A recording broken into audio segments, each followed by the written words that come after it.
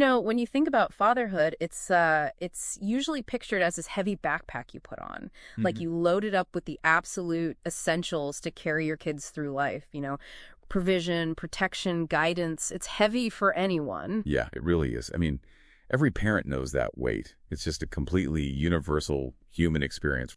Right, absolutely. But what happens when you're handed a backpack that's like already preloaded with rocks before you even put your kids' gear inside? Oh, that's a really powerful way to put it. Yeah, so today we're doing a deep dive into the unique hurdles faced by foundational Black American, or FBA, fathers. And just to clarify for you listening, FBA refers specifically to Black Americans who are descendants of those enslaved in the U.S. Okay, let's unpack this. Because the research starts by looking at universal dad duties, right? Putting food on the table, paying the rent, earning a paycheck is hard for every dad right now. So what makes this specific to FBA fathers? Well, what's fascinating here is how the act of earning a paycheck transforms from, like, a standard parental duty into a historical burden. Think about a generational relay race. Okay, a relay race. I'm with you. Usually when you pass the baton to your kids, you're handing off inherited resources. Maybe a down payment, a paid-off car, or even just good credit. Right, a head start. Exactly. But because of centuries of slavery, segregation, and practices like redlining, that baton pass for FBA fathers often looks completely different. They were starting adulthood without that accumulated wealth. Yet society holds them to the exact same expectation of financial security. So it's not just that the track is long, it's that the baton itself is lighter. Or, in some cases, you're literally past debt instead of wealth. Precisely. You feel the invisible weight of, say, your grandfather's denied mortgage loan when you're trying to pay your own child's college tuition. Man, that's heavy. It is.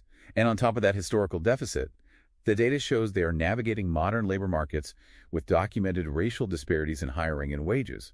So a father is often working twice as hard just to break even. So clearing the financial hurdle is already a massive feat. But providing is really just step one, right? Oh, for sure. Step one of many. Because once the physical needs are met, you face an entirely different battle, which is emotional and physical protection. And here's where it gets really interesting. Protection isn't just about teaching your kid to look both ways before crossing the street. Not at all. There's a profound emotional tax here. These fathers have to actively prep their kids for racial bias. Right, like having the talk. Exactly, the talk.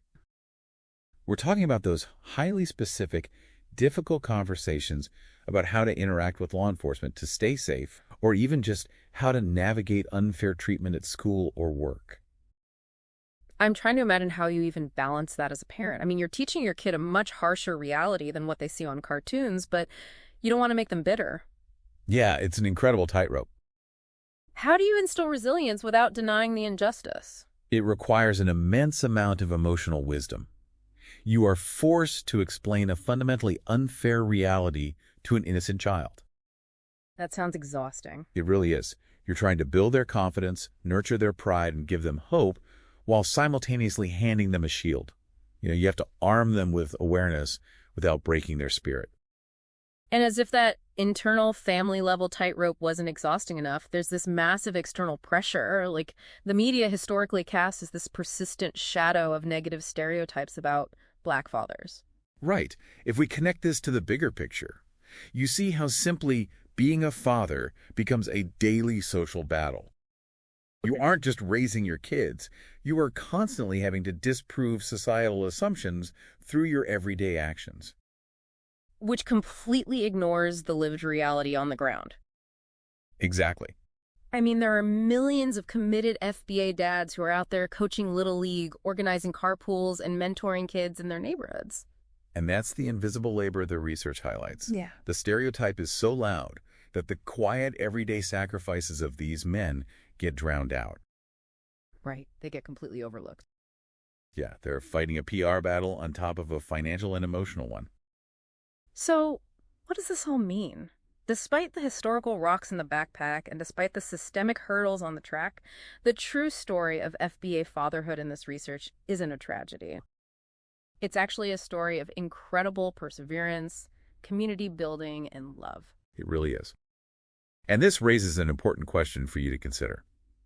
If the true strength of fatherhood is measured by a man's willingness to stand between his children and a world that doesn't always treat them fairly, how might recognizing that specific burden change the way you perceive the everyday sacrifices made by the parents in your own community?